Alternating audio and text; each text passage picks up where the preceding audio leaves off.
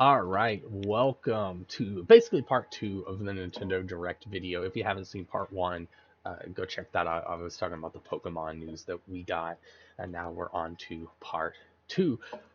Overall, really good Direct. Of course, it was an hour long, mostly because of Mario. Um, I I really figured we'd get a separate Mario Direct. We did not. They just spent like the first 20 minutes of this Direct as a Mario Direct. We didn't get like all the things I figured, like Luigi's Mansion on GameCube Classics. And we didn't get Mario Kart World DLC. I'm shocked that we haven't seen Mario Kart World DLC. However, we did get some Mario reveals. So let's start with those. So, on top of confirming that the next Mario movie, the next sequel, will be based on Mario Galaxy, we of course got Super Mario Galaxy 1 and 2 combo revealed to be coming to the Nintendo Switch 2. Galaxy, of course, was in the 3D All Stars collection. That's why I kind of thought like they do 3D All Star Switch 2 edition with Mario Galaxy 2. Nah, they just decided. I guess they figure like, well, 64 and Sunshine are on the classics, so boom, do Galaxy and Galaxy 2 together. I believe you can buy the physical copies both for about $70, or you will be able to buy them both separately on digital on the eShop for $40 each, which is good because like I own 3D All Stars, so I'll play that for Galaxy and I'll download Galaxy 2 for uh the $40 once I have like all that extra money. Pretty cool. Of course, like for the movie, I don't know how much they're actually going to take from the Galaxy story for the movie. Probably just Rosalina, some of the general themes of those games. But yeah, very, very cool that we're getting Super Mario Galaxy 2 at long last. And I'm sure they'll be very fun to play with mouse controls as well. And then I almost forgot to mention they did reveal Mario Galaxy Amiibo. I'm just playing the trailer. I'm horrible at like, trying to cut these videos up, so I might not be able to show you the Mario Galaxy Amiibo, but they're both really cool. It's a Mario and a Rosalina Amiibo. Uh, yeah, no, they're pretty cool. Just a nice little bonus thing. It's nice to see Amiibo are returning. We got a lot of Amiibo in this direct, honestly. We also got Mario Tennis Fever. I've never really been like a huge Mario Tennis guy. They've always seemed interesting to me, but I don't know. I liked Wii Tennis when I was younger, but I've never really played the Mario Tennis. I think Aces. I think that was the last. I think that was one of the Switch One. I played the demo, like test thing for that, and I liked it, but I just never bought. I don't really buy the sports games, you know. Um, I know they mentioned like 30 characters, 30 rackets. I really hope this isn't like a lot of the Mario sports games on the Switch where I feel like a lot of those suffered from the Splatoon drop effect, of hey, release like a bare bones roster at first, and then throughout the next like year, every couple months, here's a new character, here's a couple new characters. So I hope it's like 30 at launch, feels like a complete game and roster, and then just give us the bonus stuff. Like that's what Splatoon worked best with.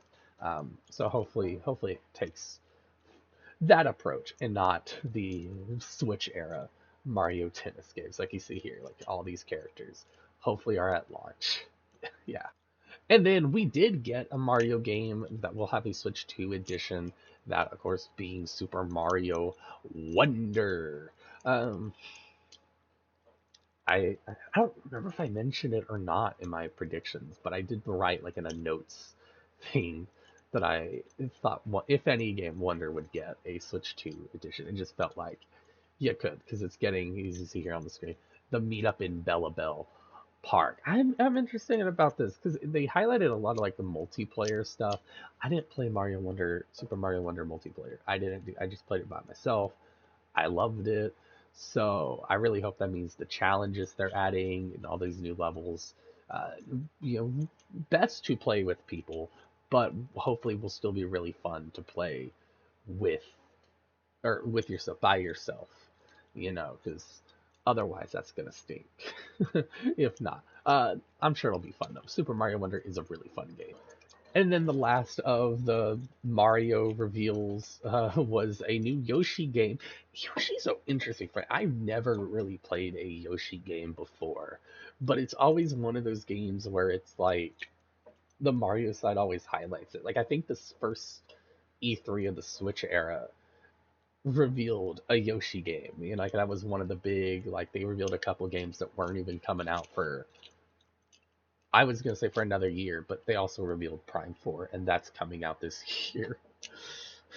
So they're revealing games that would have come out for almost a decade to hype people up with. So yeah, I guess it looks interesting. Yoshi games always look like interesting-ish to me, but like never enough to where once the game comes out, I like actively go out and buy it. You know what I mean? Like this, it doesn't look bad. It's just that I'm probably not gonna buy it. But for Yoshi fans, good on you. You got yourself a new Yoshi game. Out of the third parties, honestly, a lot of the third party stuff I figured we really didn't see much of. Like we didn't see, I don't think any Xbox, Microsoft games. We saw the Final Fantasy VII Rebirth trailer again. Didn't get any confirmation. Actually, I just caught. I don't think this is Rebirth. The second part. We still don't know. That's got to be coming. Like I don't see why the first part would be released and not the second part, and whenever they make a third part. So yeah, a lot of my third parties that I figured would show up didn't. Like Dust Bloods didn't show up. This was the only kind of PlayStation-esque exclusive that showed up. So at least I got that one right. Speaking of me being wrong, I was also wrong about not seeing Age of Imprisonment. Like I figured, we saw this at the partner showcase. We're probably not going to see it again. We saw it again. Um, it's I'm not a big fan of like the Warrior games. I've played the demos. It never really clicked with me. You know, if they were to ever make like a Xenoblade, I would probably try that. I would like force myself to like it. I'm a bit more interested in this one and its story just because it is actually supposed to be canon. That was the big thing with like Age of Calamity was they kind of revealed it and teased it as like, oh, you finally get to see like the story that happened, the fall, the calamity, and then nope, it's not canon. It's a alternate timeline basically. So that stunk and that kind of killed any of my interest in it. This one is supposed to be canon, so we will see. Speaking of ones I was wrong about, I was kind of right and wrong. I figured we'd see both Tamagotchi Life and Rhythm Heaven. We only saw one. We saw Tamagotchi Life. Uh, I mean, there's not super much to talk about. I just figured we get what we got. New gameplay, uh, and then like a release date. We didn't get like an exact release date. It was like, oh yeah, it'll be out spring 2026, which my guess is that means probably like probably April. I'm gonna say April. I feel like April would be like a decent release date for this. Don't know about Rhythm Heaven though, so that was 50-50 on that one. When it comes to classics, complete left field reveal of Virtual Boy classics. I figured we'd get a new GameCube classic revealed. No, it's just a full new classics category. It's the Virtual Boy. I don't know what is Nintendo smoking. What are they smoking to do Virtual Boy? It's so weird. It's so weird. Um, Very cool that they're bringing back the Virtual Boy. You're seeing like here in the video, it's gonna probably be like a Nintendo online thing to buy. Slide in the Switch. It's good to see more like VR stuff. I remember when the Switch was revealed, me and everyone else were like, "Oh, this is perfect for VR," and then all we got was Labo. So it's good to see them doing more with the VR, even if it's the Virtual Boy. Um, he says here like 14 games to be released over time. That's like every game that was on the Virtual Boy. So I'm more so interested in how are they going to drip feed us the Virtual Boy games over time. Because they'll probably start with like one or two and then like another dozen. That's it. I'm curious, you know? Then on the category of Switch 2 editions, we got announced like games like Stardew Valley Switch 2 edition. I was really disappointed we didn't get any like Nintendo Switch 2 editions revealed. Really, Stardew Valley is the only one I care about because I do actually own this game myself. Now we're moving on to kind of some of the big dogs. You know, the Kirby Air Riders. You know, like we got revealed the amiibo for Kirby Air Riders. They're pretty cool. We also got a Sakurai Presents announced. I really love these amiibo. They remind me of Skylanders, like the Skylanders. I think of Swap Force. They should show like in like a minute. But the idea is the amiibo is like two parts. It's the ship and the character, and then you can take the character off and put it on. It's kind of like Starlink as well. Easy to see here. You can swap the riders, and boom, and you can kind of see like where they connect in. That is really cool. These are going to be expensive, especially when you add on like tariffs and inflation. That sucks. But two really cool amiibo, and then more are on the way. And then the announcement that we're gonna get another Sakurai uh, presents, probably another like hour long one. We love you, Sakurai. Speaking of games with amiibo, we got Metroid Prime 4 Beyond. I'm just kind of thinking this is going to be one of the last things we saw. And then right as I figured that, we got this trailer. So that was horrible, horrible timing. But I'm super excited. It looks so good. The big reveal here was, of course, Samus on a motorcycle. The kind of like a Kira looking suit. It looks so cool. It looks like such a cool bike. It's such a cool idea. As you're seeing here, just the gameplay, it looks like it's going to be so much fun. I guess that this means like Beyond is like a pretty open world-ish game. It looks super fun driving around with it, just looking cool. I think you can fight, yeah, you can fight enemies with it. I think it shows you, like dashing into them, doing like that Akira slide. Very, very cool. They also revealed, I don't know if this will end up showing it, Amiibo for Metroid Prime Beyond. Two of which are going to come out before the game, which is kind of crazy. Just kind of a base design Samus, and then the Samus on the motorcycle Amiibo. Both of those look really cool. And then when the game comes out, we'll get a Silence, I think that's how you say it, Amiibo, who also looks really, really cool. And the most important thing, we've all been wondering, is it still coming out in 2025? Is it not? The answer is yes, December 4th, 2025. I think that's like when Smash came out. So that's going to be really, really cool. And as you can see here, the amiibo also look really, really cool. I don't have much money, but hopefully by December. Also didn't really know where to put this. I just put it here. Hades 2, really cool that that's coming.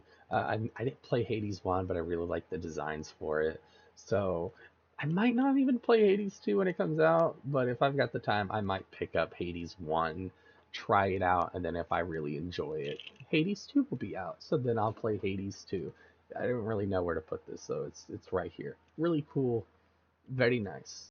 And even though we didn't get Mario Kart DLC, we're getting Donkey Kong Bonanza DLC. I was kind of iffy on like, were we gonna get DLC for Bonanza? Because I was like, I feel like it's a game that could get DLC, but like Odyssey felt like a game that could get DLC and it didn't. So maybe, maybe not.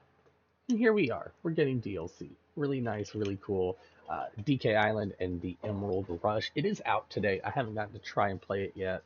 Maybe a little bit after lunch, I'll get it and I'll try it out. It seems, I guess, kind of semi roguelite. Um,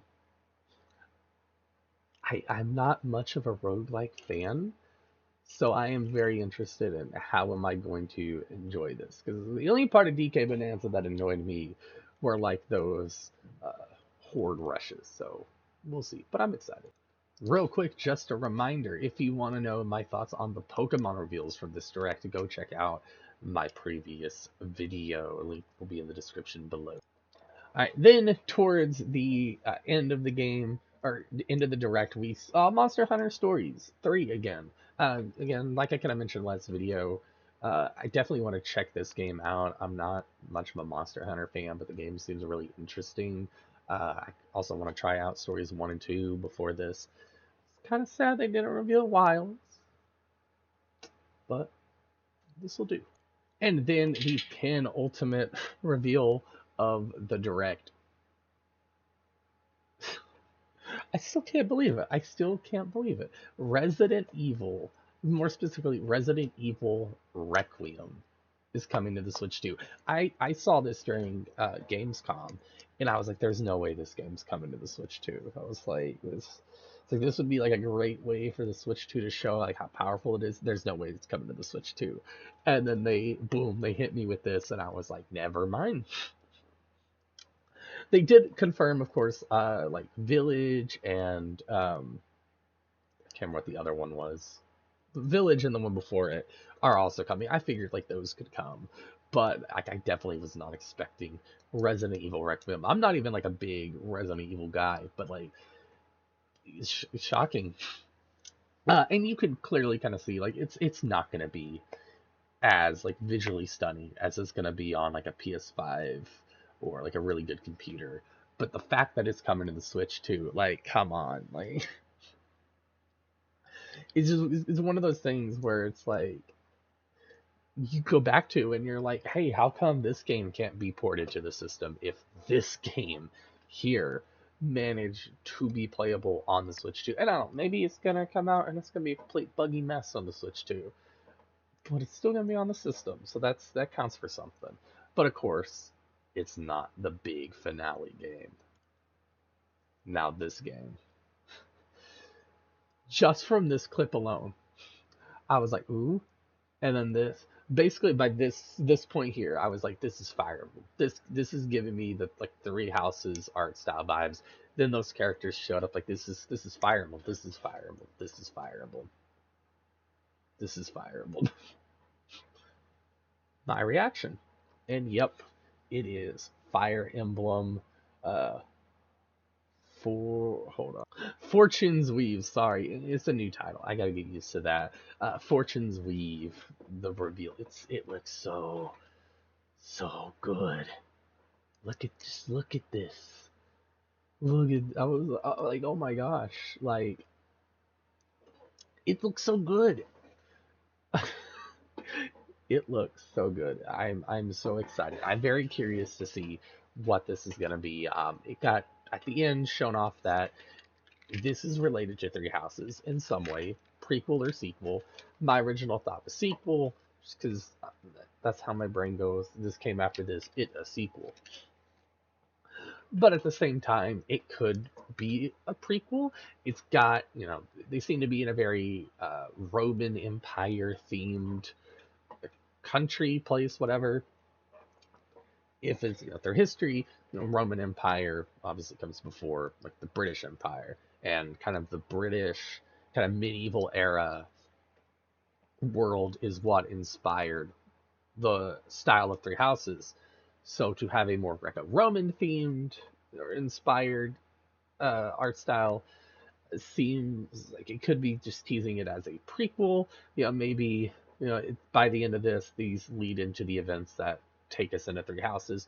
But at the same time, even like during the medieval era, Rome was kind of like the de facto. Like if we want to think of a glorious yesteryear, like an idealistic point of time, we're looking at Rome. So this could also be like this could be that as well. But we don't know. I'm very excited. I might make more videos on this as more news comes out. And of course, we got this here at the end. Sothis. That's the big thing. It's a much older looking Sothis. So who knows? Is this a sequel? Is this a prequel? It's next year. We're gonna have to wait and see. I am so excited for it though. So in the end, I know I rushed through a lot of the things, but like honestly, I've been so scatterbrained talking to myself for the last like 2-3 hours about this direct. I'm gonna say S tier. Maybe the pessimism will take over and it'll drop down to A tier. But like when this ended, I was like, this is A or S tier direct. This was a really good Nintendo direct. This was well worth the wait. If I got to say top three games I'm excited for in this, number one is Fire Emblem. Like, oh my gosh. Uh, Number two is Prime 4 Beyond. Just gotta wait a couple months for that. And then number three, I'm gonna be honest. Number three's got to still be like Legends EA, just since it's not out yet. But if that's in a month, so like it gets a bit lower. But I'm really excited. It's showing off a lot of good stuff, even stuff that like I'm probably not gonna get. I'm still excited for and excited for the people who do enjoy those things. So let me know down below, what are your thoughts on the direct? A tier, S tier, maybe you were really upset they spent like 20 minutes on Mario and had like a mini Pokemon Presents in the middle. So B, F tier, whatever. Well, just let me know what you think. What do you think about the new Fire Emblem? I'm so excited. I was like, if we don't get like a Xenoblade Fire Emblem, would be great. We're never getting genealogy. We're never getting a genealogy remake. That was probably one of the more shocking things, was that we were getting just a straight up new entry and not genealogy remakes. But yeah, if you want more, uh, give me a like. Subscribe for more news. I do Pokemon news, but now like I might do some Fire Emblem news. Uh, Maybe some more like general Nintendo news and more. Maybe it's like we find out more about like Fire Emblem. Maybe I'll like make a video predicting prequel or sequel, based on how they're approaching this kind of Roman Empire theming. Does it seem more like that idealistic, remember the past style, or is it just like a straight up, this is the past style? So yeah, I'll see you guys next time.